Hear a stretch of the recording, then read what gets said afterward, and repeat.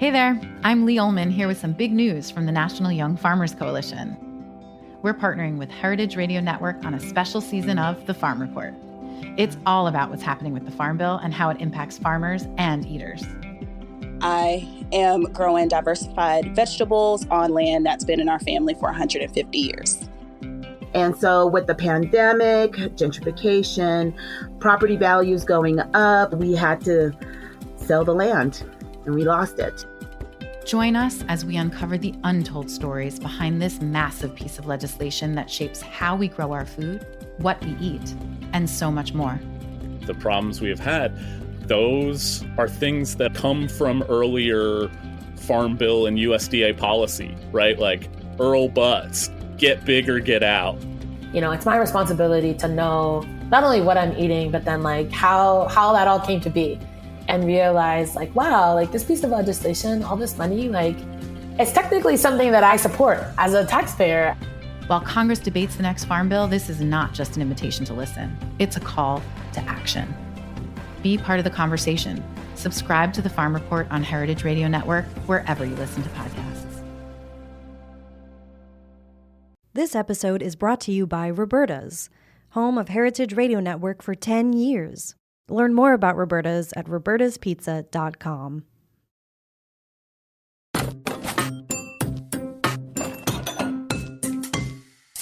Hardcore is a new series from Heritage Radio Network. Over 6 episodes, we're taking a close look at the rebirth of American cider. Really, it wasn't until about 10 years ago that cider started to be revitalized in the United States. From the science of fermentation. So yeast, it's a fungus. It's a unicellular fungus. To the magic of terroir. What really excites us is thinking about communicating that very sort of spiritual aspect of knowing a piece of land. We're setting aside our cider donuts to gain a deeper understanding of this singular beverage. I love a cider donut. You don't have to have a cider donut with your cider, and I will die on that point. Subscribe to Hardcore wherever you listen to podcasts.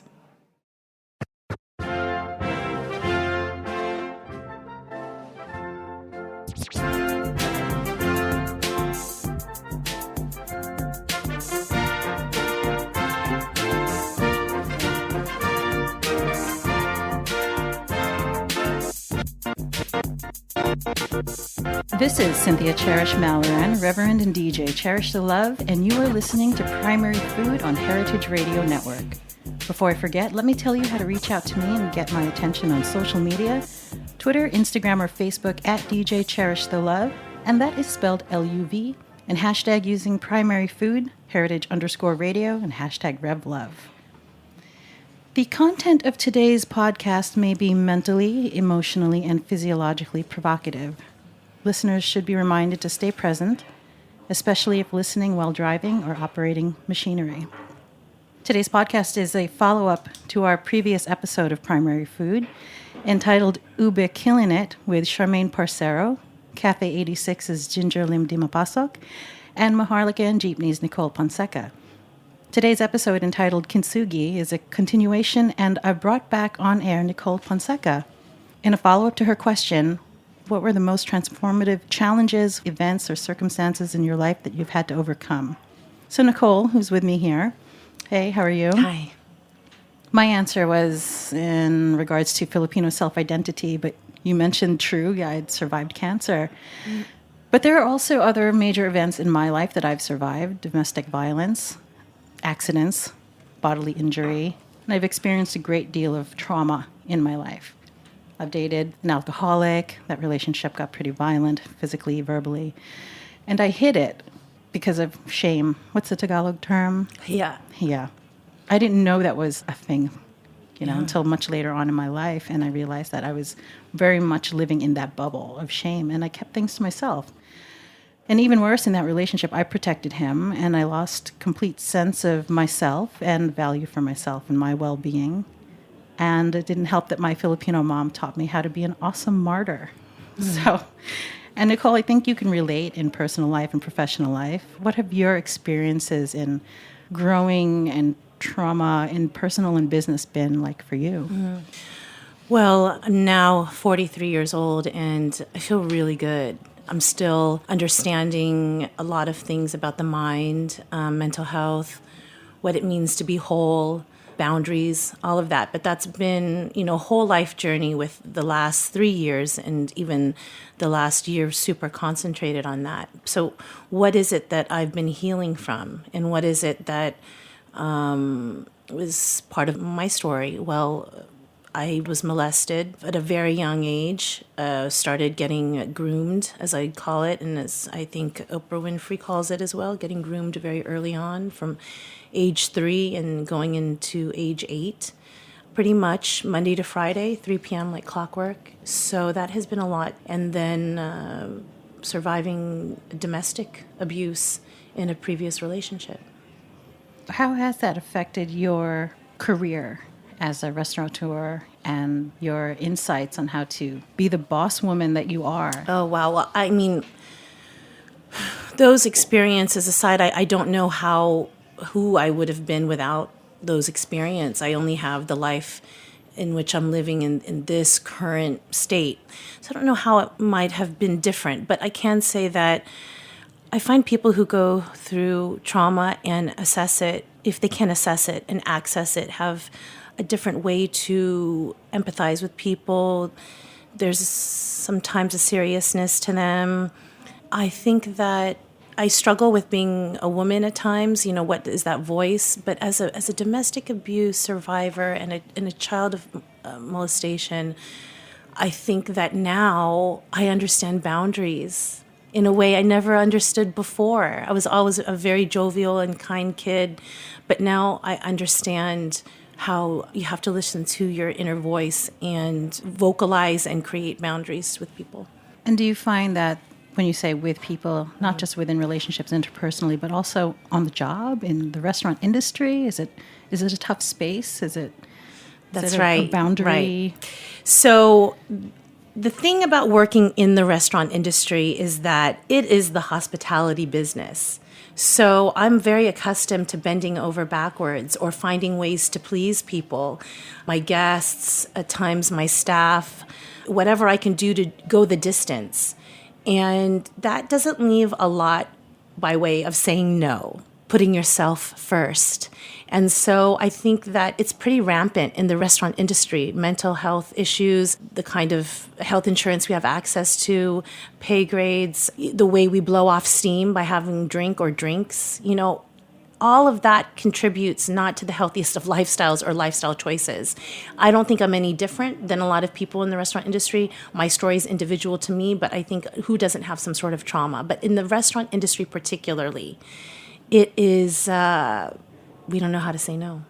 Well, it sounds like you might be looking past the restaurant industry in your career and your life now. Yes. So in all this journey, the last 3 years, working in the restaurant industry for 20 years, hustling, being in New York City, right now I feel really excited about the future and choices I can make. And part of that is really streamlining my career and really harnessing time and energy and what I want to do. Part of that is living outside of New York, part-time in California. I'm a Cali girl.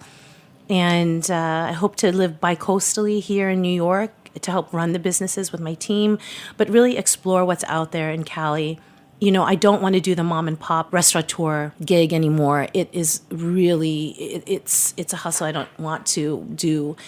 I'd love to use whatever experience I have and whatever platform and credibility I have to partner up with, I don't know, maybe there's a restaurant team in the Bay that has, some years underneath their belt that want to take it to the next level. I'd love to work with them. I'd love to collaborate. I'd love to exchange ideas. I'm really jazzed about building a team that way. And it sounds like you're also actively seeking collaborators Yeah. for entertainment even. Yes. So what does that look like? When we talked about a week and a half ago, we did this podcast and it felt very natural for me. It felt natural to expose ideas and exchange thoughts and hopefully be some sort of beacon for listeners out there, whatever you're doing, just to engage. I love storytelling, and I'm really fascinated by the fact that we are such a rich culture of laughter and religion and dichotomies and sexualities that I think that not only Filipinos, but I think that there's a crowd out there that's going to be really entertained and curious about who we are. You've been telling amazing stories about the restaurant industry that I find really fascinating, especially when you've said to me that the restaurant industry, it looks glamorous, but it's really more a blue-collar job. Yeah. So, let's retrace Food Network. I think it started popping around like the year 2000. And then you have Emerald, Bam Bam Bam, Bourdain, Zimmer. It became competition shows and travel. And who doesn't want to do that? Who doesn't want to be in a river in Vietnam eating prawns and exploring? I mean, and reaching new cultures. It's so enticing. And the kitchen life too, it's fast paced, it's entertainment, it's the behind the scenes, it's the craziness, it's the immediate gratification of cooking food and being in the heat and serving it to people and having them smile. It's wonderful. It's not glamorous. And I know that there's many other shows and podcasts and people who are talking about this, but it glamorizes it to the extent that so many people go to culinary school wanting to be a chef until they realize, wow, I have to start off at what $1 an hour? And it's this physically taxing? And what? So I don't want to shit on anyone's dream. If you want to do it. But I'd love for people to have just a better idea of what they're getting into. How many years have you been in the restaurant world? I'll just shortcut this. I was in advertising. I was an ad exec at Saatchi & Saatchi and then made my way through into different agencies and production companies.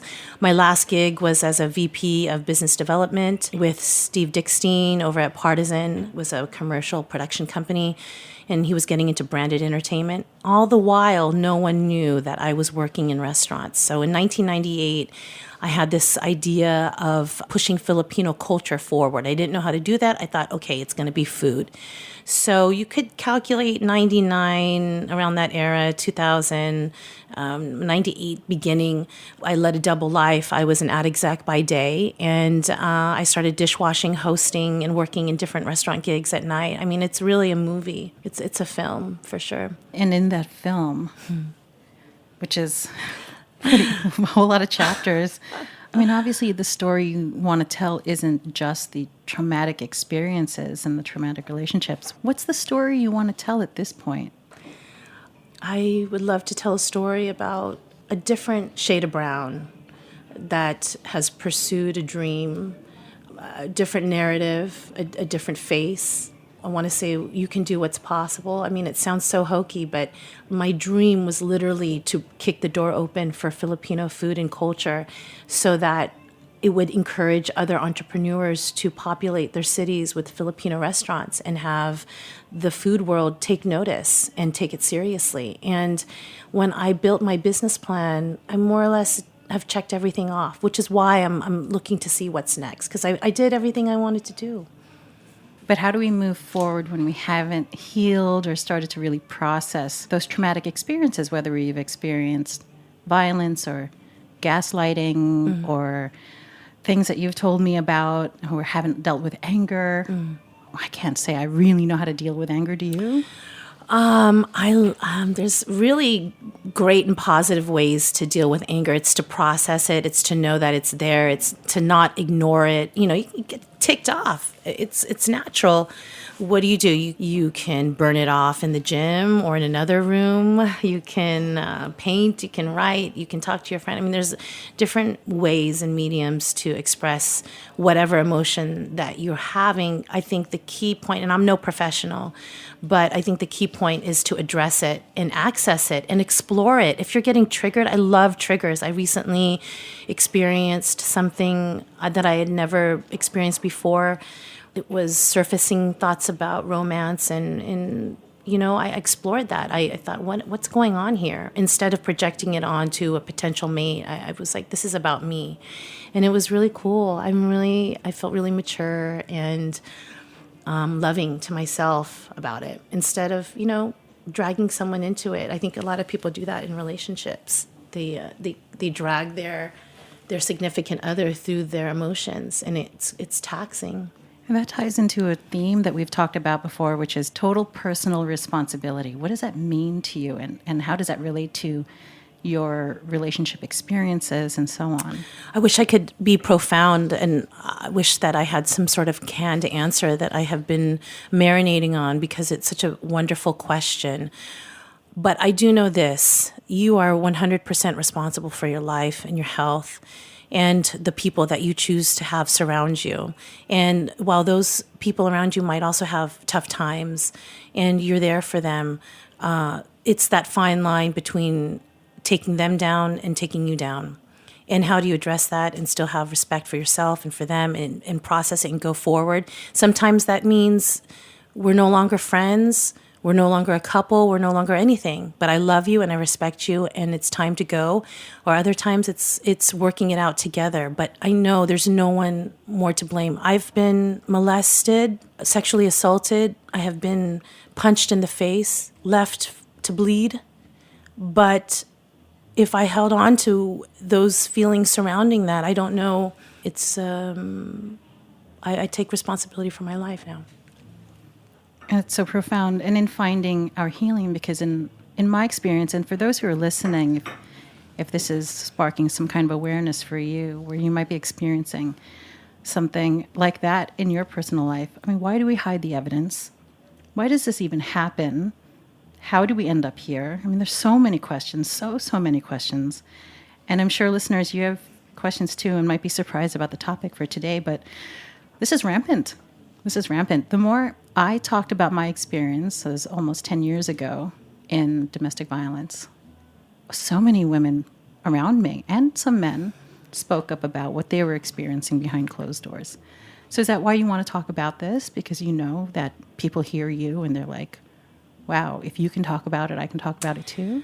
It's a mixed bag. It's only been lately. I have not talked about anything really throughout my whole life. I've kept everything to myself.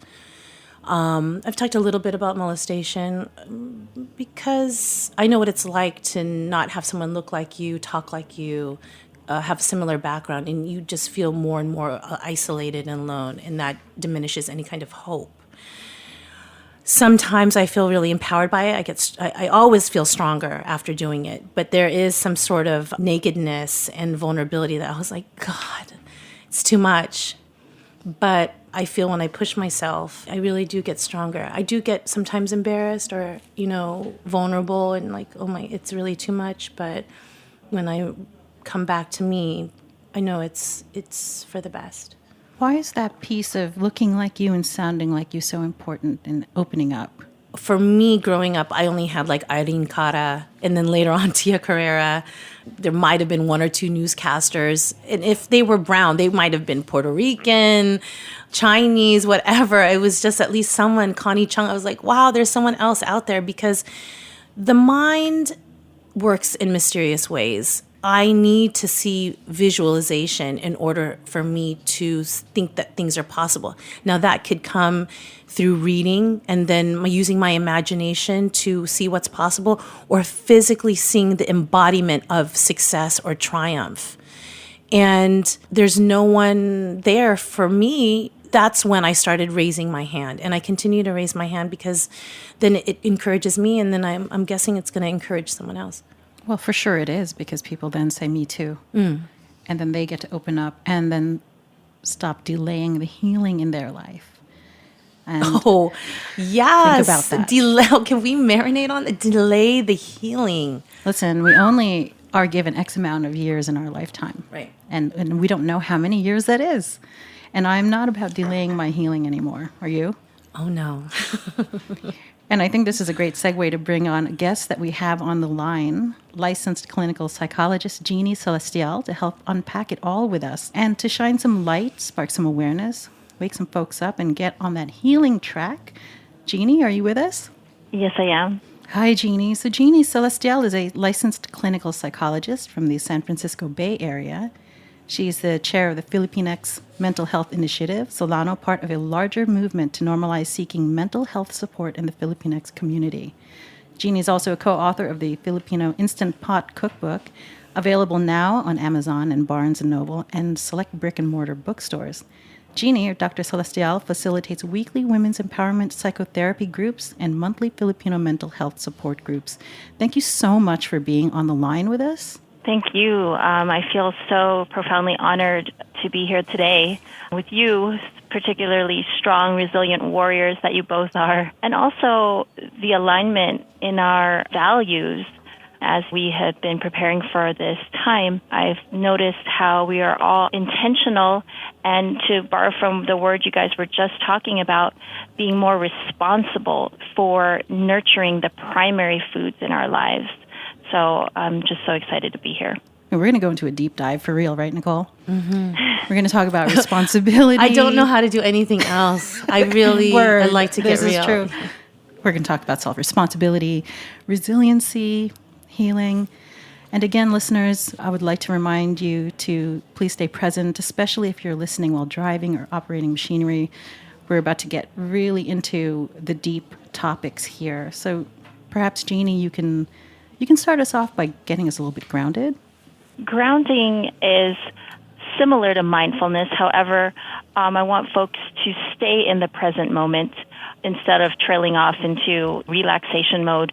I want folks to stay open and alert. So keep your eyes open and alert, and just check in with your senses. Throughout this podcast, we may talk about issues that may trigger a traumatic memory or an intrusive thought, and we want folks to stay present during this time. So shall we, DJ Cherish, just do some grounding now? Absolutely. Keeping your eyes open, remaining alert. Just check in with yourself, your senses, without judging them. Let's focus briefly on touch and sound. Notice your breath as it's coming in your nose and out your mouth. Just checking in with yourself. Notice the temperature of the air in the room. Maybe the air is cooler as you inhale, slightly warmer as you exhale. Notice your legs on the chair in which you're seated. The chair is strong enough to uphold your body. Just allow yourself to be present on the chair. Notice your feet in your shoes. You might want to wriggle your toes. Just notice how that feels. And now let's rub our hands together and just notice your own skin and bones in your hands. Notice the sound that makes when you rub them together. You're here. You are here now, in this present moment. You are alive. Oh, thank you for that, Dr. Celestial.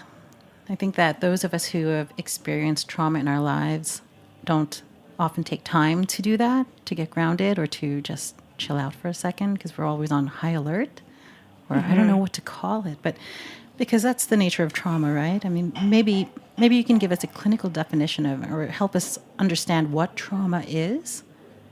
Yeah, sure. The trouble with the word trauma, when mental health gets popularized, it has its pros and cons, right?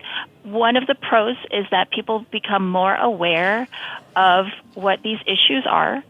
And then a con or a negative side effect might be that people start throwing around terms as if they're, very loosely. And so when we talk about trauma in the clinical sense, the textbook definition is when one is exposed to a serious stressor that threatens serious injury or death or sexual violence. And by direct exposure, we mean experiencing it yourself, first person, witnessing it, or learning that a relative or a close friend was exposed to it. Chef Nicole had asked, what about being repeatedly exposed to reminders of it? And we'll talk more about that. That's a great point. Those are actual symptoms of the trauma. Yeah, and it's so interesting. As you were reading that list, in my mind I was going, check, check, check. And then it was an accomplishment list that I immediately didn't feel proud of. Even though there's no reason for me to not feel not proud or anything like that. What is that? What is that coming from? Is that shame thing again, I guess? Well, those are good points because, as human beings, we respond to trauma in certain ways. And then as particular human beings, what's layered on top are diversity factors. And so you both had talked about hiya, or shame. And I honestly see all the different aspects that we have in our cultures, whether Filipino or non-Filipino, as adaptive. So shame, it served a purpose for a certain place and time. So if we come from a collectivistic culture, hiya serves a purpose. It helps us be harmonious with one another. But where shame can get in our way is if we're operating in a bicultural or multicultural environment, and then it stops us from being our true self. I have just been thinking about it in my clinical practice because oftentimes we get so angry about the ways our parents have raised us, but I'm also trying to see the adaptive ways our parents parented us with no guidebook, coming here from another country and just winging it, basically, to do the best that they could to help us to be successful. So while we need to acknowledge how that might have hurt us, I would also like us to look at the strengths of how that made us who we are today. I love that you're pointing that out because I don't want to throw the baby out with the bathwater, Exactly. And who is perfect. Just addressing that, one of the reasons why I have a relationship with my mom now is because I can see her as a human. I just really thank you for saying that. And there's so much beauty in all the experiences, the perception of good or bad, whatever, there's value to it. So thank you for addressing the humanity in our experience. Shame served a purpose for me, for sure. I think about it now as you said that, and I think for me it was protective, but then it became damaging. The dichotomy of that is fascinating because when we're able to talk about it like this, in this adult fashion, and not judging each other or looking at each other with pity, and we can just talk about what has happened because we all want the greater good, which is to heal and to move forward. Yeah, I don't want the pity part. There's no pity party here. Definitely There not. might have been one in the midst of it, but just getting some sympathy because I was so alone, or just acknowledgement, which is why I'm so happy that when Doc read off what is trauma, if someone's listening to that, it was what Cherish said. It's a checklist of what trauma is: threatened or serious injury or death, actual or threatened, actual or threatened, actual or threatened, which means if you feel it, it is real. Whether it came to your face in a hand or to your body, or if you were perceiving it in your intuition, all of those are traumatic experience. Right, Doc? You guys had talked about gaslighting, and I think that's also a term that may be nebulous to people, but it's a very real thing. It's not a clinical term per se, but it does mean something, and that is psychological manipulation meant to make the victim question their own reality. Can I get up and leave the room right now? Or I need to stand up. I'm bringing the mic with me. I can't sit down. It's that I just had a reaction to that. I needed to stand because... Good. I'm glad you took care of yourself. Yes, thank you. The idea of gaslighting was so real. It was as if someone was erasing my memory or the reality or the seriousness of what happened. You need to give us some examples, I think, because I'm a little bit unclear. Wow. So for someone who's listening, and we're hearing gaslighting left and right, especially because of politics. Yes. So what's an example in the home? It can be as mild, and the perpetrator or the abuser, they may be doing this consciously or unconsciously. It could be so part of their personality that they project blame on others. So is that I experienced something and that other person says, no, you didn't? Or yes, exactly. Well, that was years of my life. or what's the big deal? It was, I said sorry. Or what's the big deal? It's done. What's the big deal? I bought you something. I mean, that just sounds so, that stuff lands so deeply in you and in your mind and in your heart and in your cells and creates that scar. I like to call it sometimes for myself, because then I don't know what else to call it. How do we recover from that and learn to trust people again and move forward? Yeah, that's a good question. May I talk about because what you guys are talking about are part of the symptoms of how we might identify the different trauma in us. Oh, sure, please. And I think it's important at this point. When we experience trauma, not everyone develops full-blown PTSD. So I don't want listeners to think, oh my God, I experienced this, now I have PTSD. Post-traumatic stress disorder. Yes, exactly. Less than 10% of the population will experience PTSD in their lifetime. So not everyone gets PTSD from various traumas. In U.S. and Canada, 6 to 9% of people will develop PTSD in their lifetime. Can I say one thing, Doc? Yes. One thing I uncovered in therapy once is I realized this is an analogy. People can be in the same car in a car accident, right? Yes. And that car can get pummeled. And someone can be in the front seat and the airbag is there and they can walk away scot-free and just have a jovialness to it almost and be like, wow, I survived. Wasn't that fucking nuts? And keep going. There's someone who can have broken bones, a head injury, and be left in a coma. What I'm trying to say here is that that car accident is a traumatic experience, and depending on where you sat, how the car was hit, who was sitting beside you, did you have your seatbelt on, you will receive that car accident in a plethora of ways. And I think that is what we're talking about here in this specific example, how people can sometimes have post-traumatic stress disorder and some not. That's a great analogy about how there's a continuum of responses to trauma, even the same trauma. Responses can range from momentary, like they only last a few moments and people just shake it off, to temporary, to more lasting or chronic.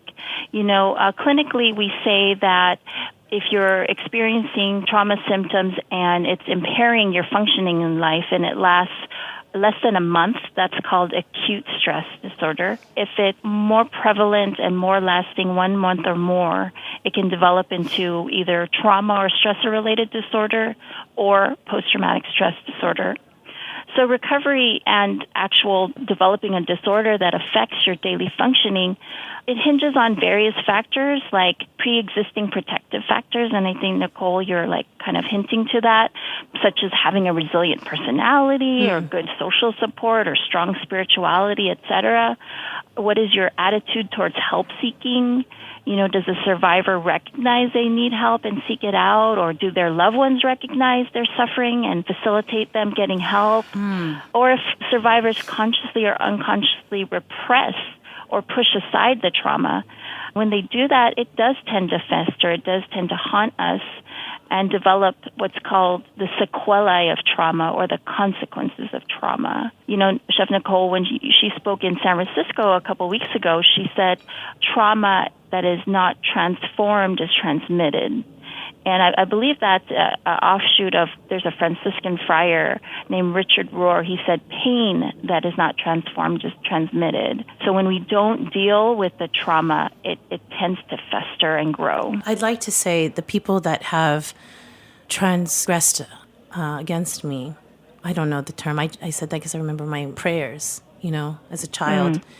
Those who have transgressed against me, I don't necessarily hate them either. I have, even in the midst, I was like, what pains or experiences are you transmitting to me? Why are you doing this?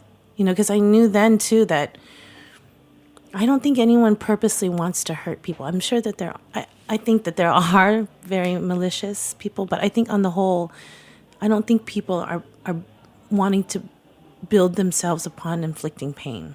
That's so fascinating, because I think the person I was with really wanted to hurt me, actually. I do think there is a percentage of people that do, for sure. And I'm sorry for that. And I'm sure that that's really painful to access. But to this Richard Rohr, this Franciscan friar who said pain is not transformed, is transmitted, I still question what pains. And in this Me Too moment, too, I'm so proud of what's going on with women speaking out. Then the part two is, why was it happening in the first place? What power and pains are you inflicting on others that has not been transformed? You're just transmitting it. This conversation is so awesome because it just helps me. I've talked about it with my therapist for years, and I didn't realize that I was harboring these. Doc, you tell me if this was real PTSD or not, or I don't know what to call it. Like, for example, I would see this particular person's model automobile, like their particular type of car, and I would shake. Yes. For about 4 years. But about 3 years, I didn't realize that I was shaking until I started to realize that every time I saw that type of car, I was terrified he was in it and it was near me. So when I started talking about in therapy, and I said something, and I was like, you know what? Telling my therapist, this sounds ridiculous, but I'm afraid of this car. And she was so compassionate and listening to me about it. And I said, oh my God, I'm not crazy. And I really needed to get to that point. But no one had told me ahead of time, please say that. It was like, it just seemed in my head ridiculous. You're afraid of a car? You've experienced so much in this life and you're afraid of a car, but I couldn't put that to words. It was just feelings. It was just, I mean, this is a popular model car too, so I'm saying I would see it many times in a week, but it became such a regular occurrence. And I felt like that triggering feeling was just part of my, quote, healing, but I wasn't healing until I realized I'm afraid of that thing. And that was profound. You know, it manifested in me in that way and in a few different other ways, but that one was very interesting to me because it seemed so silly in my head. So not silly. It's not silly, right? Whatever Doc? you're feeling, I think that's the key point. None of it is silly. How else does trauma manifest, and what does it look like? What are symptoms? Definitely. So you gave us a great story about what's called a traumatic reminder. So that falls under the category of intrusions and avoidance. So intrusions are intrusive thoughts or feelings that come upon you, they just kind of sneak up upon you and cause you to re-experience the stressor. So these can be unwanted, upsetting memories, like you see the car and then you're remembering the abuse or being yelled at in the car or being struck in the car, or it may come into your sleep. One might have nightmares or bad dreams. Flashbacks is a common word used in today's culture, but it actually means when you have a flashback and you feel like you're actually reliving it in that moment. One might become emotionally distressed. When you see a car or a traumatic reminder, your heart starts beating, your palms are sweating, you know, your stomach feels sick, you get chills, you feel cold, your body is physiologically reacting to the traumatic reminder, physical and emotional reactivity to traumatic reminders. And that car story very much illustrated that. And then because we have these intrusions, we want to avoid things that remind us of the trauma, people, places, things, thoughts, or feelings. We want to avoid feeling upset, so we don't go out, we don't go to parties, we don't go to places we might see the perpetrator, so we avoid things. Absolutely. I even avoided buying that model car. I mean, that entire brand, which is a huge brand. And I would not go near that dealer. It got generalized. It was incredible. I have to say, so for the listeners out there, we're looking at a piece of paper that is listing the symptoms of trauma. And there's 3 categories: intrusions, the doc just talked about, avoidance, persistent negative thoughts or feelings, and hyperarousal, which I hope we go into. I just have to say avoidance was my thing. I think even hightailing it to New York was my way of avoiding seeing my multiple perpetrators. I'm talking about my friend's father, you know, my caregiver. Like, it was pretty rampant for me. It's like I couldn't run away faster. And the people that I would tell, I remember getting my mouth washed with soap, you know? So I had to leave. I had to avoid. And I think that I know that came about later in life when I was in a very difficult relationship and then I wound up avoiding. It's not healthy. Doctor, why is it that we think avoiding is easier, but in the end it's not? It just seems so easy to just, look away. Bye-bye. Bye. I'm out of here. I'm fucking out of here. I have $75. I'm going to New York. Who cares? Remind us to come back to the 2 other categories. Yes. But I think this is a perfect place for me to talk about why I believe that these traumatic responses are adaptive. our brains and bodies have the amazing capacity to help keep us alive.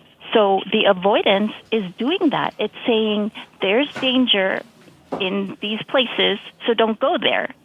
You know, we're just animals, really. If you watch, you know, the Nature Channel and you see a lion chasing a deer, that deer is trained genetically, it's deep in its DNA to avoid the lion. So we are just doing what our heredity is telling us to do, is to keep ourselves safe. Mm-hmm. For me, avoidance, intrusions, all of that, I do not know in my therapy, I do not know why I didn't choose drugs or alcohol as a way of escapism. And I do not know why I didn't choose sex as a way of escapism, because I understand that that's pretty prevalent for women who have experienced what I have. I chose achievement. I chose work. And that sounds like avoidance too, in a way. Yeah. Yes. But I think it provided me with positive reinforcement. So at least I could build my self-esteem, because I was like class president since I was 11 years old. What you see me is just the same girl, 12, 11 years old, choosing achievement. But wow, I totally get that. And let's talk about this persistent negative thoughts and then the hyper-arousal. Yes. So you guys both touched upon blaming oneself, you know, or because of the gaslighting, we begin to question our own reality, our own motivations, our own identity. We lose our identity when we're being actively abused, especially chronically over months or years. So persistent negative thoughts or feelings are one category of the sequelae of trauma. First of all, we might have poor memory of the details of the trauma. Some of it gets very murky in our mind. We just might remember aspects of it. We might develop negative thoughts about ourselves, others, or the world in general, like no one can be trusted or the world's dangerous out there. And then we might blame ourselves, like, why didn't I get out of it earlier? Why didn't I leave? Why am I still here? Or blame others. Why didn't my mom protect me better, etc.? Then we get persistently negative moods like fear, anger, shame. And, you know, it can look like chronic irritability, like, ooh, that person's very bristly. But they're just really hurting inside and they're very irritable. Is that why we tend to develop trauma-based conditions and have it manifest in our behavior and how we treat society forward? Fuck, this is so real. Joe Dispenza talks about this. When you access the trauma and you realize your mood becomes your personality, becomes your life. It really becomes a personal response and choice to like shift it. But see, this is where I got stuck. Because in that relationship I was in, I was fully, eventually, aware that this person was a full-blown alcoholic. And my compassion of understanding where that person's pain was coming from kept me there, because I couldn't walk away from someone in pain. Well, then that's boundaries, right? And then codependency. Dunk! Hello, codependency award goes to me. Again, I think, you know, codependency can be kind of like a labeling term or almost blame the victim term. I come to see codependency as an addiction to helping. I have that award. You win the Oscar, girl. Oh, God damn it. Proudly. No, not so proudly. I'm not even sure. But, you know, I start to understand the complexity of it all. It's not simple. It's not black and white. There's so many pieces, and all the people involved, even the folks that you turn to that might support or might not support, they even have their own judgments and understandings as to what trauma is and how compassionate they can be or not be. It's super complex. Did you find, Nicole, that you had a lot of support when you started talking? Because I did not. For sure I didn't. I had a really core group of people. I'd like to thank Jose Vargas, Liz Casasola, Sin, Freddie Anzuris, Susan Burdian. I mean, the names go on, because the more I came out to, you know, a handful of friends, I mean, most of all, they just didn't know. I always kept up appearances. So when I started breaking things down as a woman, as an adult, some were flummoxed, and some I just needed to feel like a tap, like physical, like I hear you, I feel you, and that was good. I didn't, at that point, I didn't need much more than just, am I here? Like Tommy, you know, like, can you hear me? Can you feel me? I'm here. I want to just highlight the importance of being believed. You know, I think in our culture, specifically Filipino culture, and I hear this time again with my clients, if they tell specifically a parent or an elder about the abuse, what usually happens, they usually get slapped in the face or told that it's not real or told to keep quiet about it or don't make waves. Can I add to don't cause that? Trouble. Yeah. So it's not that my parents didn't believe me. They sure believed me. But once I started to tell them, my mom said, "What did you do to make him drink?" Ooh. And I shut down. I stopped telling people anything. And I was in my stage where I'm telling people. Like, I'm telling people. Once my own parents didn't come to understand that I was hurting, I was like, fuck it. Then who's going to understand? Who's going to, I mean, if not them. And then I backed away and I just like kind of let it fester. I got very sick from that, that's for sure. But once I started to understand and I sought active professional therapy about it, and she started to help me just come to terms with things about what was happening to me. Like, oh, you experienced sexual abuse. You experienced this. And I was like, I did as an adult? Is that what that was? And I needed that. So I really encourage anyone who's back and forth, and should I talk to someone? If you're even considering or playing with the thought of talking to a professional, just try it. And try a few. Yeah. I'd say, Doc, I don't know what stage I'm in, but now, because I am talking about it more, the validation was very important for me, as you said, just being believed. And now I'm in a place where I can stand in my own skin, in my own eyes and feelings, and be grounded, as we did the exercise earlier, and I can self-validate. I still talk to my friends at 2 a.m. in the morning when I need to, but I know now what I feel is real. Oh, it's so real. And the good stuff too, like when I fall in love with someone or feel something, I don't doubt it. You know, I'm like, this is love, or if this doesn't feel good, this doesn't feel good. You know. Well, I wanted to say that maybe it sounds, I can even imagine you coming back into your body. I think part of what happens is trauma, we escape out of our body, and it's clinically known as dissociation. We check out. You know? I gained 90 pounds, girl. I was wearing size 22. That's a checkout. That is a complete irresponsibility to my person. But that was my coping. I was like, fuck this. Fuck my life. Yeah. Been there, experienced something that pretty much had me put on a protective moat so that no one could come close to me. And then realizing what is happening, and turned it around. But I couldn't do it until I wanted to do it. So that was another factor. Yeah, I think part of the journey through psychotherapy and self-analysis is reparenting ourselves.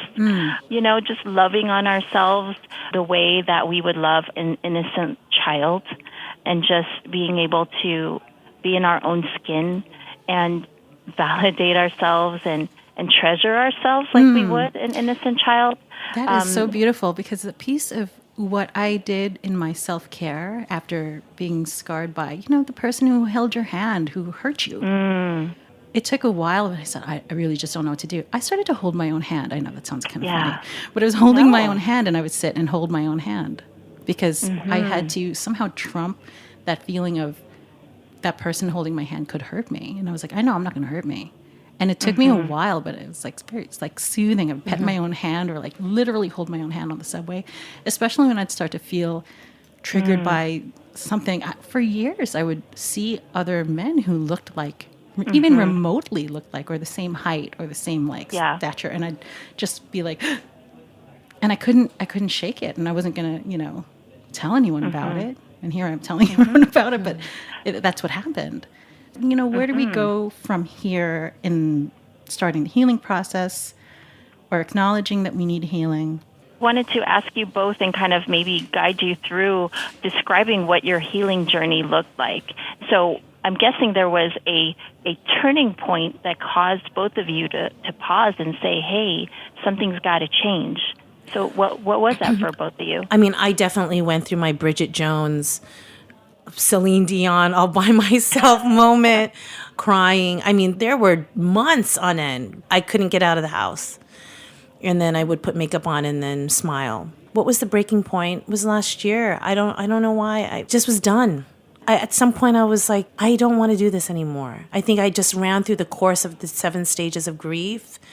or whatever it is. And then I just started dreaming again. And then really it seems, I'm not going to say what I was going to say, silly, but I'll say I just started dreaming about Australia.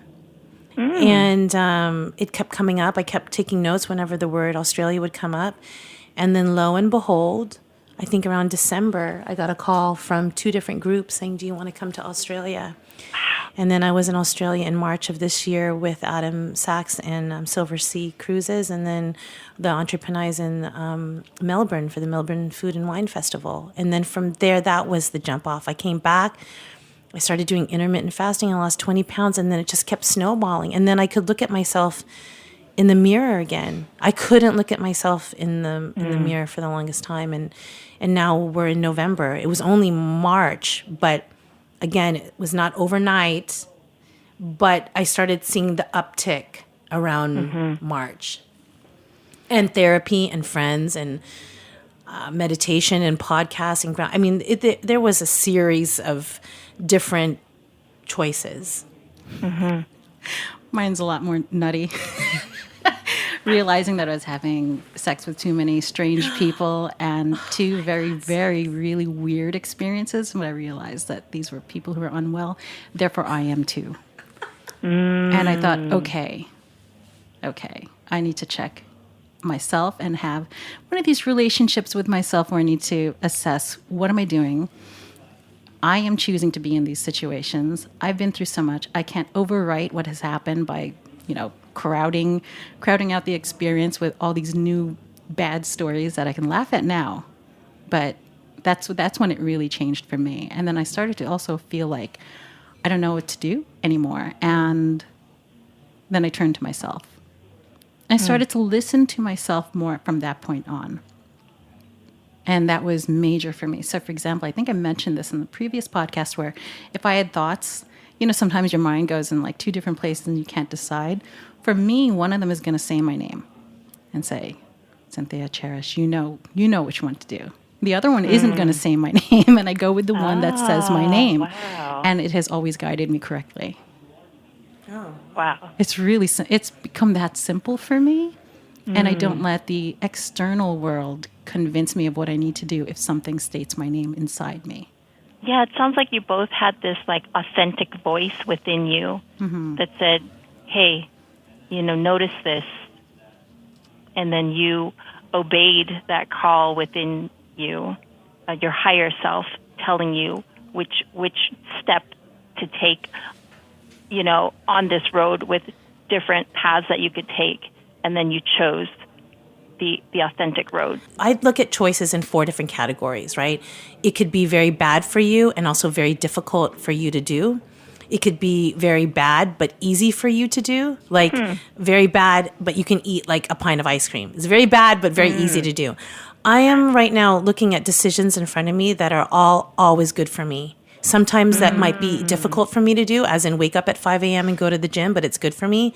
It might be that it's really good for me and I'll sleep in another half an hour. But as long as it's always about what's good for me, if it's in front of me, those are the 4 categories that I look at. I love that because I can so relate to that because the voice that helps me decide what's not good for me always says, oh, don't do yourself dirty. Don't do that. You in danger, girl. It's like you're in danger. Put that down.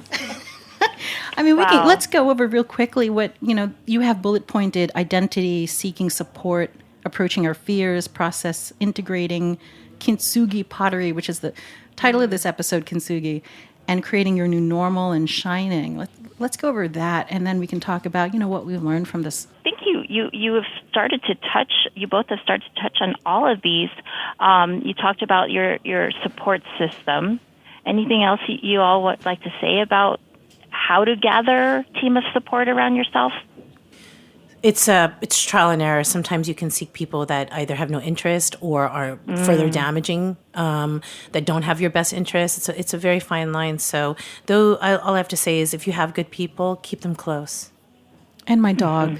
My dog was really, she is my number one support and my best friend. Yeah. My colleague here at my clinic, shout out to Dr. Heather Nelson, did her dissertation on the power of animals in therapy. And if you have, you are a human to an animal like a dog or a cat, and like research shows that it can help. It does help your mental health and well-being. So there's power in having these loving beings around us. How did you both find courage to face what you had been avoiding, including to just talking about the traumas? Wow, great question. I mean, I think I had it in me all the time, but what was overpowering it was, I think honestly what I realize now, my strong sense of pity. Because like when I was in these situations with folks who were they're really struggling, but kind of like you're working with a dog that bites you and you just, you just keep letting it bite you. I had so much, misplaced compassion, or I don't know what to call it. I'm still sorting that out. Because I wouldn't have been and stayed in that if I didn't have some kind of courage to look at that situation knowing it was kind of disastrous. Which is really, really twisted sounding, but it's kind of my personality. I'm not afraid of helping very, very needing situations. But then I realized like the cost to me. So I balance that now. What about you? I think two things that helped me. You're asking me what my process is, what gave me my courage. I think. How did you find courage? Yeah, part of it is your personality. Part of it is, some are they won't have it within them. The hope dims. I don't know the clinical or the psychological terms for those when you've reached your rope's end, which I was in October of 2018. If not for calling my mom, I don't think I'd be here. So different things helped me. Suicide hotlines when I didn't have a full-time therapist, reaching out, those kind of things, human connection, either through anonymity or familiarity. But at my core, I'm very curious. So even in my darkest period, even asking the question, why am I here? How did I get here? Is a form of curiosity. And when you ask yourself, it's going to lead you to an answer. And hopefully that answer is going to pull you out. And art. I can't diminish the impact of art, whether that be music, film, whatever medium, art can help me transform pain. Absolutely. I just want to share a story that might help illustrate this as well. I was going through my own gaslighting at one point in my life, and I turned to Bikram yoga, which is very intense. It's very hot, about 104 or 106 degrees, and then just this very regimented order of yoga. But I felt like I needed something so intense to deal with the intense abuse I was going through, basically. And there's this one posture. Imagine yourself kneeling down, and then you have to bend your head backwards towards your feet. The instructor at the time said, this pose is about courage. And courage means feeling fear, but doing what is right anyway. And when I first heard that and I did it, I actually started bawling shortly afterwards. And I realized, my mother had some lumps in her breast at that time, and I realized I was afraid to lose her. And just doing that posture opened up all the fear I was holding in my chest around what would it mean if my mother had something in her breast. I think you're both describing this courage and seeing something that you were afraid of, but that doing what was right anyway. Is that part of processing and then integrating? Well, I think it's like that turning point, right? You both hit like this rock bottom, the quintessential rock bottom, this dark place, and you're like, yo, I need to get out of here. And then you sought support. And then just the process of talking about the trauma, sorting it out, unpacking, and actually grieving. I see all of the emotions that we have as gifts, right? You both talked about anger. And anger is a gift that tells us when there's been a violation or an injustice. So that was a gift to let you know this is wrong and I need to get out of this. I see that gift as being knowledge also. my limitations, my boundary issues, all of that. And it all leads to then that kind of kintsugi concept then of that which made me broken. I can put myself together and honor those lines and scars as something beautiful and part of my history. I think one of the things for me in embracing the bruises and what we might think is not beautiful, but in kintsugi, it's the idea that these broken pieces of pottery are put back together with liquid gold, so it can even be more beautiful in its wholeness and being put back together. What I am so proud of myself right now is that I'm not scared of being vulnerable. For a moment I was, like, because the fear of being pummeled, but because I'm taking 100% responsibility for my life, it also means like putting myself out there. If that means dating again, all of that. It scares me a little bit, but putting myself out there is just like facing fear because it's going to be better for me in the long run. But that sounds like you creating your new normal and shining, which is where we end up should we process the experience properly, correct? Yeah, I think while I never wish trauma on anyone, it does make us stronger. Like being put together with liquid gold, you can imagine how strong the pottery is now. Oftentimes people come to me, they're like, just make the trauma disappear. And I'm like, no. I can't delete it out of your experience, but we can step back and look at the integrated piece now and appreciate its beauty. Yeah. I'm reminded of a conversation I had with someone just the other day who's gone through his own experiences. He's well adjusted with it. There's no sense of not wanting it to be there, but I just found him that much more beautiful because of it and because he could access it and relate it. That's what I like about humans the most, is when we can talk about all of it. I have been to Japan and actually held ceramic ware that has kintsugi work done on it, and it really is very special.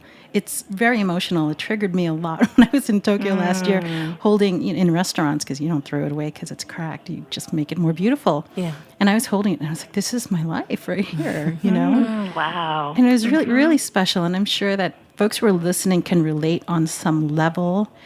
Dr. Celestial, how do we reach you or find you on social media? You may find me at Celestial PhD. That's CELESTIAL PhD. And also on our Facebook for our Filipino Instant Pot Cookbook. It is facebook.com Filipino Instant Pot Cookbook. I have been working on a project with 5 other Filipinos and Filipino Americans, which is to translate our family recipes for the modern-day Instant Pot. And we developed the Filipino Instant Pot Cookbook. And I found in that process just decolonization through writing this book. And I did want to thank Nicole and the other pioneers who paved the way for books like ours to be on the market. And I know I've had I Am Filipino next to me during the months that we were writing this book, and its presence there gave me power. Amazing. See, Nicole, your book. It's got legs. Thank you. What, Nicole, have you learned today? I mean, in wanting to end on the concept of post-traumatic growth and gains, what is your take-home message for today, or a phrase from today that sticks for you? Because for me, shame has a purpose. That's the one that landed with me. I'm going to be thinking about that for a while. Any concept that you feel like, I think I can't predict the future. I'm very exuberant about my present and what's possible. If I've been able to do what I've done so far, I'm really excited what I can do with some form of enlightenment now. And it'll just prove itself, whatever it is. And then in the next months, weeks, years, what's next for me is that I'm excited to embrace all of it. What's one word of intention you'd like to set for yourself then? I'm dumbfounded by that question. What is a word of intention that I'd like to set out for myself? Yeah. You go first, please. Lighter. Oh, lighter. Doc, what about you? Do you have a word of intention for yourself going forward? Yeah, I think shine. My Filipino American mental health group here at my clinic, I call it SHINE. We have a little code system that when we book it into the computer, and I just chose the word SHINE because it's like the story in The Alchemist, the fable by Paulo Coelho. There's a part where the little shepherd boy goes into the crystal shop that's not making much money because all of the crystal is dusty. And he just goes around and shines all the crystal, and people can see its beauty, and they come into the shop because they're drawn to its beauty. And I myself am in my 40s too, and I'm just coming into my own, and I want to shine. And so I think our cookbook is part of that, but also other projects like just even being on this podcast with you all today is just allowing myself to shine. Now you have to find a word, Nicole.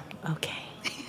I think, thank you for both of your words. I think my word for 2020 and beyond is a magnet.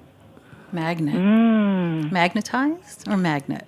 I'm a magnet. You're a magnet. Okay. But Beautiful. intentions, magnet for what? I'm a super attractor of positive magneticism. I just wanted to make that clear. Yeah, we gotta put some wraps around that. Yeah, I'm an attractor of positive magnetism. So, wow. Doc, do you have any closing advice for folks like us? You helped us so much unpack and just think about our experiences and just verbalize it. It's so important. Yeah, well, first of all, definitely like you preach on your show, think about your primary foods and what's around you, what floats your boat, what gives you passion, and multiply that. So do what you're already doing that gives you strength. And then if you are struggling or you face any type of trauma or abuse, please get some support. Don't deprive yourself of that, whether it's because of shame or secrecy. Please just tell one safe person and then maybe tell more safe people. Get support, whether professionally, spiritually, and whatever else way that you can to help process and heal and love yourself. Can we say that one more time? Because that was very important. Don't deprive yourself of support. I would really encourage folks, if you notice that you are struggling, if you notice that you're in pain, if you notice that you're being gaslighted or traumatized, just pause and notice it and give yourself permission to get some help. Give yourself permission to get support. You don't need to be a martyr for this. You can get out of this. Give yourself permission to tell one safe person and then tell another safe person until you feel that you have a protective group of people around you who are going to walk alongside you out of this trauma. It's so beautiful. Don't deprive yourself of support. Nicole, any closing thoughts? Gratitude and joy. I'm really, I'm so excited for the new year, and it's wide open. It's fantastic. Thank you so much, Nicole Ponseca, Dr. Jeannie Celestial, for joining us on today's episode of Primary Food. You've been listening to Primary Food on Heritage Radio Network. Go to heritageradionetwork.org to become part of the familia and support podcasts like this. We so need you. And if you're in the New York City area, go have some dinner at Jeepney in Maharlika and then hop on a plane for dessert to LA or Vegas for some Cafe 86 with our girl Ginger Limdi Mapasok. Salamat, everyone. See you in the next episode of Primary Food. But till then, go check out our last 4 seasons and the part 1 of this episode, Girl Ube Killing It. Peace, love, Ube, adobo, and may you get 100 score at your next karaoke session. Bye. Wow, thanks, guys.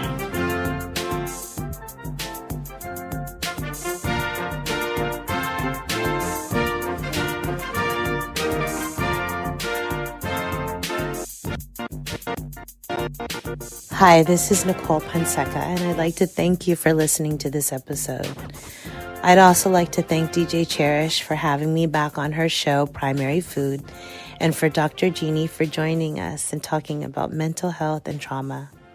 Now, at the end of this episode, I felt very vulnerable. I felt overexposed and raw.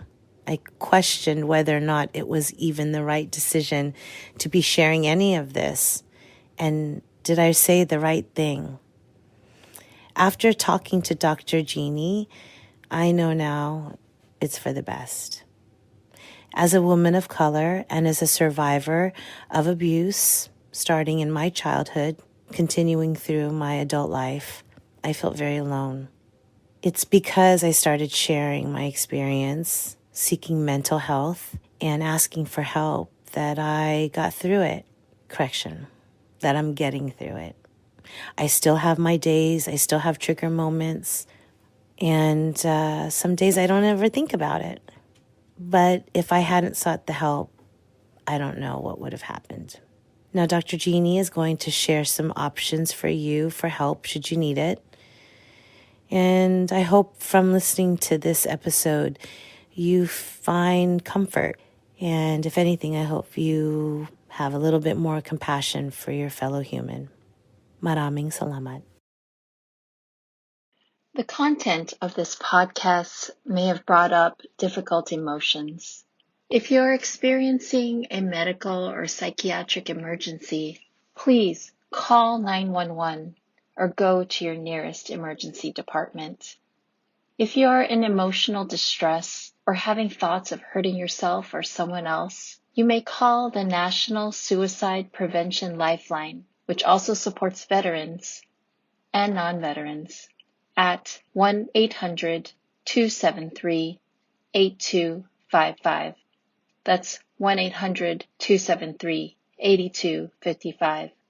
If you're experiencing intimate partner violence or abuse, or have questions about an unhealthy aspect of a relationship, please call the National Domestic Violence Hotline at 1-800-799-7233.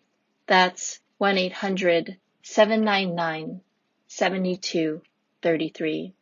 Not everyone who experiences trauma develops post-traumatic stress disorder, but one may have traumatic reactions like intrusions, avoidance, persistent negative thoughts or feelings, or hyperarousal. That is, constantly being on alert or feeling jittery. These symptoms may warrant care and treatment. Pay attention to your mind and body. Have compassion for yourself and know you're not alone. There are professionals who are available to support and guide you. Have courage, reach out, seek support. Your safety is a priority, and we hope that listening to this podcast today will help raise awareness of important issues affecting millions of people in the world. We hope this podcast will help reduce and prevent violence and heal hearts and minds. May you continue to choose the primary foods in your life that bring you joy and nurture your authentic selves. This episode is brought to you by Roberta's, home of Heritage Radio Network for 10 years. Roberta's was founded in Bushwick in 2008 and has become one of the most iconic restaurants in the country. HRN made its home inside of Roberta's in 2009, and together they have become part of the DIY fabric of the neighborhood. Roberta's, the pizza restaurant, is open for lunch and dinner 7 days a week and serves much more than just the famous wood-fired pizzas. Their team dreams up new salads, pastas, and sandwiches on the regular. Roberta's Tiki Bar is alive and well in the back garden, serving up frozen drinks in the summer and hot toddies in the winter. Stop by the bakery and takeout spot next door for fresh breads, sticky buns, and pizzas to go. And of course, there's the 2 Michelin-starred Blanca tucked away in the garden for truly daring diners. But Roberta's also extends beyond Bushwick, with multiple locations in New York City and now in Los Angeles. You can also find their frozen pies in grocery stores around the country. The spirit of Roberta's, like Heritage Radio Network, is everywhere. Here's to many more years of pizza-powered radio. Learn more about Roberta's at robertaspizza.com. Thanks for listening to Heritage Radio Network, food radio supported by you. For our freshest content and to hear about exclusive events, subscribe to our newsletter. Enter your email at the bottom of our website, heritageradionetwork.org. Connect with us on Facebook, Instagram, and Twitter at heritage_radio.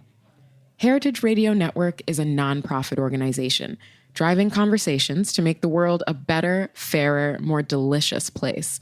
And we couldn't do it without support from listeners like you. Want to be a part of the food world's most innovative community? Rate the shows you like, tell your friends, and please join our community by becoming a member. Just click on the beating heart at the top right of our homepage. Thanks for listening. This program is powered by Simplecast.